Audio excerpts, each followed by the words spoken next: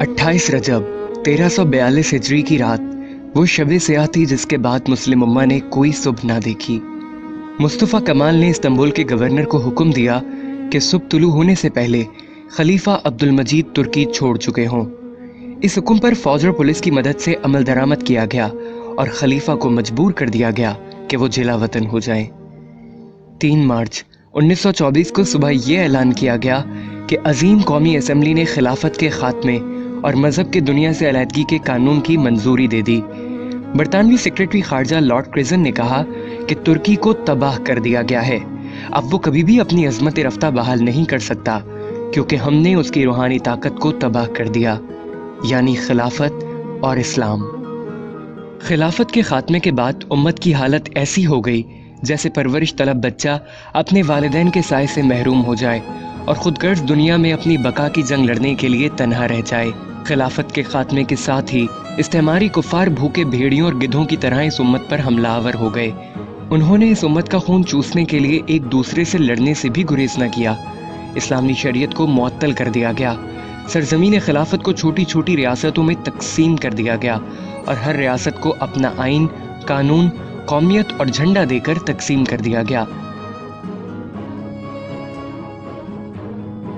इस्लाम दुश्मन ताकतें खिलाफत को मुनहदिम करना क्यों जरूरी समझती थीं, इसका पता एक वाक़ये से चलता है।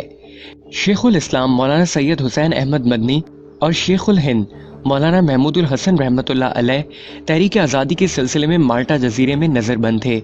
वहाँ एक अंग्रेज अफसर था जिसका किसी जुर्म में कोर्ट मार्शल हुआ था और वो भी वहाँ सजा काट रहा था।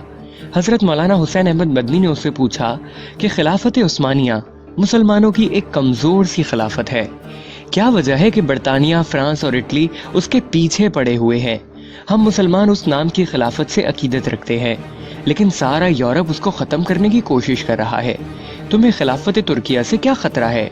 उसने कहा, मौलाना आपका सवाल इस कदर सादा नहीं जिस सादगी से आप पूछ रहे हैं।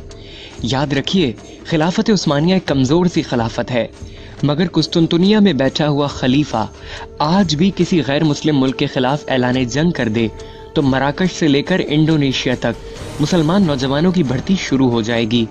सारा यूरोप इन 2 लफ्जों यानी खिलाफत और जिहाद से कांपता है। यूरोप के तमाम ममालिक मुत्तहिद होकर इन 2 लफ्जों की कुव्वत को ख़त्म करना चाहते हैं और उन्होंने ये कर दिखाया है। खलीफा अब्दुल मजीद सानी की माजूली और सकूत खिलाफत का इक़दाम उम्मत मुस्लिमा के लिए 20वीं सदी का सबसे बड़ा हादिसा था। मुसलमानों का मुस्तकबिल तारीख हो गया। मुकामात मुक़द्दसा गयार के कब्ज़े में चले गए। आलम अरब में इसराइल ने जन्म लिया। पाकिस्तान 2 लख्त हुआ। अफ़गानिस्तान में आतिश फ़िशां फटा। बाबरी मस्जिद ने चीखो पुकार की।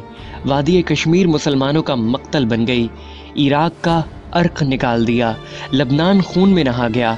शाम और बर्मा के मजलूम मुसलमानों के खून से होली खेली जा रही है। मुसलमान यतीम और लावारिस हो गए।